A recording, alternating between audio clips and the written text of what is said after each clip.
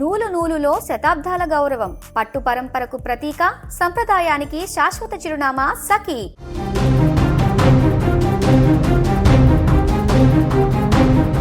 తెలంగాణ గడ్డపై ఒక చారిత్రాత్మక ఘట్టం ఆవిష్కృతమైంది. దశాబ్దాల పాటు అడవిని నమ్ముకొని సాయుధ పోరాటమే మార్గమని నమ్మిన మావోయిస్టులు ఇప్పుడు ప్రజాస్వామ్య పదంలో నడవాలని నిర్ణయించుకున్నారు.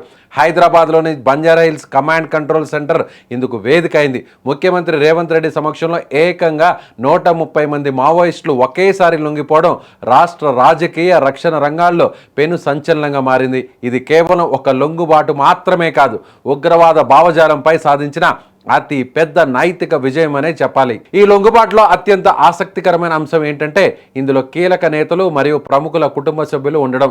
సీనియర్ నటుడు కాకరాల సత్యనారాయణ కుమార్తె మాధవితో పాటు ఆంధ్రప్రదేశ్ మావోయిస్టు సెక్రటరీ చలసాని సుజాత కూడా లొంగిపోయిన వారిలో ఉన్నారు. వీరే కాకుండా అత్యంత ప్రమాదకరమైన దళంగా పేరున్న దేవ్జీకి చెందిన PLGA దళం మొత్తం సరెండర్ అవడం మావోయిస్టు పార్టీకి పెద్ద దెబ్బనే చెప్పాలి.